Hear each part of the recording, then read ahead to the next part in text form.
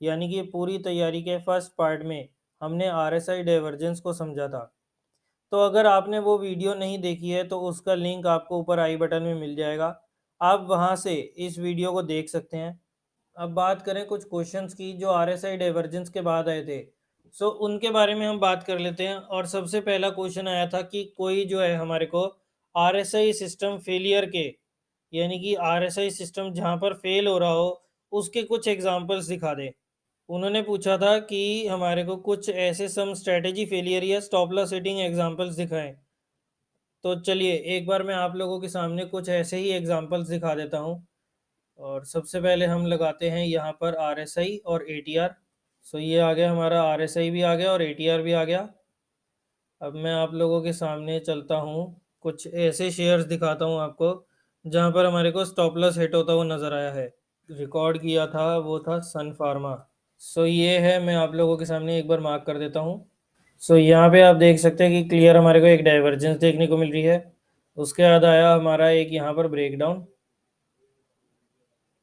और ब्रेकडाउन के बाद आप देख सकते हैं कि यहाँ पर हमारा वापस से वो शेयर जो था सन फार्मा का वो ऊपर निकल गया और हमारा यहाँ पर स्टॉप लॉस हिट हो गया।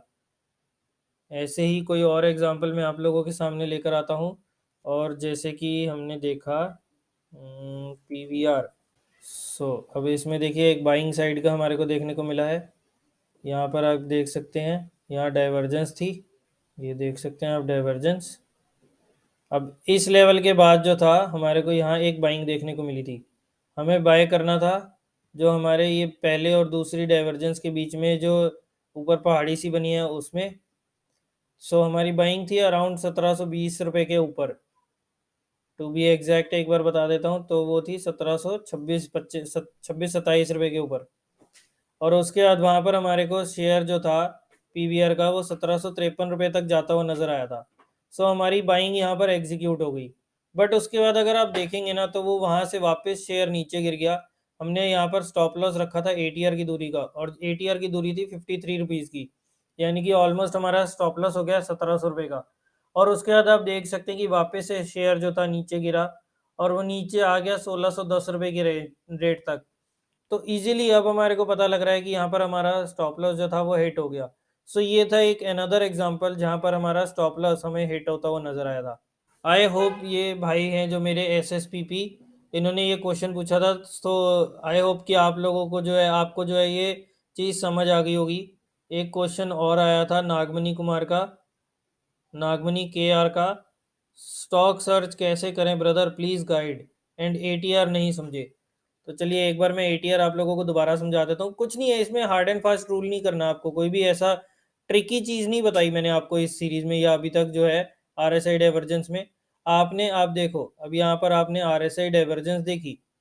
अब आपने यहाँ पर इस एग्जांपल में बाई किया 1753 रुपये, जैसे इसने स्टॉक ने लगाया तो आपने यहाँ पर बाइंग कर ली, क्योंकि यहाँ पर ब्रेकआउट आ गया था, मतलब हमारा जो बाइंग का लेवल था वो आ गया था। तो उसके बाद यहाँ पर जो था नीचे, अब आप इसी लेवल पर जब ये ब्रेकआउट आया 1753 रुपये पर, अब आप यहाँ पर देखो एटीआर की वैल्यू क्या है। सबसे पहले हमारे को एटीआर की वैल्यू को 10 में कन्वर्ट करना है। डिफॉल्ट जो है वो 14 की होती है, तो हमारे को यहाँ पर 10 सेट करना है। उसके बाद आपको कुछ नहीं करना, कोई ज़्यादा आपको टेंशन नहीं लेनी। यहाँ पर आपको क्या करना है, सिर्फ जो ब्रेकआउट का लेवल था जो था 1720 रुपये का, आपने एक चीज़ का ध्यान रखना है कि ब्रेकआउट के लेवल में से हम एटीआर की वैल्यू जो है डिडक्ट करेंगे। सो 1720 रुपये में से हमारा 53 रुपीज़ की वैल्यू डिडक्ट होगी, यानी कि 50 रुपये कम हो गए, तो हमारा स्टॉप लॉस हो गया 1670 रुपये का। अब आप चाहे 1600, जैसे 53 रुपये मैंने आपको बता दिया था कि भाई यहाँ पर हमारा 1753 पे हमने बाइंग करी और 53 रुपये का स्टॉप लॉस, तो वहाँ थोड़ी गलती होगी थी। 1720 में से 53 रुपीज़ माइनस करेंगे तो वो होगा हमारा स्टॉप लॉस, यानी कि यहाँ से हमने 30 रुपये और महंगा लिया। तो अब हमारा इस केस में स्टॉप लॉस हो जाएगा लगभग 80-85 रुपये का। सो 85 रुपये के स्टॉप लॉस के हिसाब से आप जो है अपनी क्वांटिटी को सेट कर सकते हैं। अब उसके बाद एटीआर की वैल्यू को आपको बस जो आपका ब्रेकआउट प्राइस था ना उसमें से आपको डिडक्ट करना है, वो आ जाएगी आपकी स्टॉप लॉस की वैल्यू। उसके अलावा कई लोगों का ये भी क्वेश्चन आया था कि सर हमें जो टारगेट रखना है वो कौन सा टारगेट रखें। हमारे को मेजर जो टारगेट रखने हैं, जैसे मैं अभी आप लोगों को अंबुजा सीमेंट के हिसाब से ही दिखा देता हूँ और चलते हैं हम इसके वीकली चार्ट पर। अब आप देख सकते हो कि यहाँ पर हमारे को एक डाइवर्जेंस देखने को मिल रही है और साथ ही में हेड एंड शोल्डर पैटर्न भी नज़र आ रहा है। तो अब कई लोगों ने पूछा था कि प्रीवियस रेजिस्टेंस को भी हम सपोर्ट मानेंगे या फिर हमारे को मेजर सपोर्ट लेवल कैसे सेलेक्ट करना है? जैसे अब हम सोच सकते हैं, समझ सकते हैं। जैसे अब हम देखते हैं कि अगर हम देखें, जो इनका क्वेश्चन है बिल्कुल वैलिड क्वेश्चन पूछा है भाई साहब ने कि अगर हम अपना टारगेट माने तो ये प्रीवियस रेजिस्टेंस जो है 418 रुपए की, इसको भी तो हम टारगेट मान सकते हैं। बिल्कुल मान सकते हैं। जितना आप कंज़र्वेटिव टारगेट लेकर चलेंगे ना, उतना ज़्यादा बढ़िया है। लेकिन पता क्या होता है, हमारे को एक चीज़ देखनी है कि प्राइस जो है मेजर सपोर्ट तक जाता है। यानी कि अब इसका मेजर सपोर्ट है लगभग 280 90 रुपए की रेंज में। तो ये जो है, ये प्राइस जब इसकी डाइवर्जेंस का ब्रेकडाउन आया ना, तो यानी कि अंबुजा सीमेंट का अगला टारगेट है लगभग 280 रुपए, 290 रुपए का। बाकी उसमें कोई परेशानी, कोई दिक्कत वाली बात नहीं है कि अगर आप यहाँ पर अपना कंज़र्वेटिव टारगेट लेकर चलेंगे। देखिए, अब आपने यहाँ पर स्टॉप लॉस में सेल किया 493 के आस-पास, आपने मान लीजिए 490 रुपए, 485 रुपए के आस-पास भी अगर शॉर्ट किया, उसमें हमारा 35 रुपीज़ का स्टॉप लॉस हो गया। अब 35 रुपीज़ का स्टॉप लॉस यानी कि 493 में हमने 35 ऐड कर दिया, तो हमारा स्टॉप लॉस आ गया लगभग 520 रुपए का। और टारगेट क्या हो गया हमारा 418 रुपए का। तो अब आप देख सकते हो कि अगर आपने 3-4 रुपए नीचे भी शॉर्ट किया, यानी कि आपने किया मान लीजिए 390 रुपए पे, 490 रुपए पर, और आपका स्टॉप लॉस हो गया 530 रुपए का। 530 यानी कि 40 रुपए का आपका स्टॉप लॉस हो गया और टारगेट हो गया आपका ऑलमोस्ट 70-80 रुपए का। तो यहाँ से भी आपका 1:1.5 से ज़्यादा का टारगेट, हालाँकि ये बहुत कम है, आरएसआई डाइवर्जेंस, और वो भी वीकली बेसिस पर हमारे को बड़े-बड़े टारगेट्स देखने को मिलते हैं, जो मैंने आप लोगों को बताया कि 290 का बनेगा।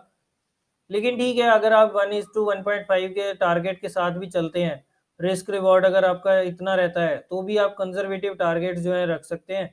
और उसके बाद जैसे ही वो आपके टारगेट तक पहुँच जाए, तो आप वहाँ पर अपना टारगेट जो है थोड़ा-सा ट्रेल कर सकते हैं, अपने स्टॉप लॉस को पीछे-पीछे लगा सकते हैं, ताकि अब आप जो है प्रॉफ़िट की पोज़ीशन से बाहर ना जा पाएँ। अब कंज़र्वेटिव का मतलब होता है कि कम से कम आपका टारगेट होगा और मैक्सिमम से मैक्सिमम आपका लॉस हो सकता है।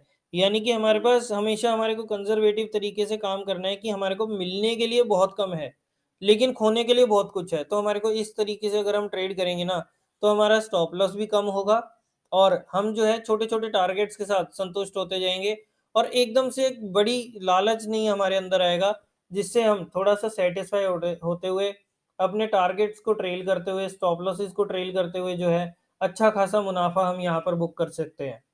नेक्स्ट क्वेश्चन आया था कि री एंट्री कैसे करनी चाहिए? यानी कि अगर हमने स्टॉक में से यहाँ पर सेल कर दिया, अब उसके बाद हमने बाय कब करना है? तो बाय देखिए दोस्तों, आप वैसे ही कर सकते हैं जैसे आप पहले करते थे। मान लीजिए आपने कोई ब्रेकआउट देखा या आरएसआई पर फिर से आपको कोई डाइवर्जेंस नज़र आई नीचे के लेवल्स पर, तो आप उस हिसाब से, जैसे मार्केट अगर स्टॉक ने कोई नया ब्रेकआउट दिया, जैसे अभी मैं एक आपको एग्ज़ाम्पल दिखाता हूँ एपीएल अपोलो का। तो आप देख सकते हैं कि यहाँ पर ये कंटिन्यूअसली ऊपर चढ़ता जा रहा है स्टॉक। तो यहाँ पे अब ये देखो, यहाँ पर एक हमारे को सामने नज़र आई, यहाँ पर हमारी डाइवर्जेंस थी। स्टॉक जो था ऊपर जाता जा रहा था, पीक्स ऊपर जाती जा रही थी, लेकिन यहाँ पर हमारे को डाइवर्जेंस थी। अब मैं यही कहता हूँ ना, इसीलिए मैंने आप लोगों को बोला था कि अगर आपका यहाँ पर डाइवर्जेंस जब तक ब्रेक ना हो ना, तब तक आपको यहाँ स्टॉक में सेलिंग नहीं करनी है।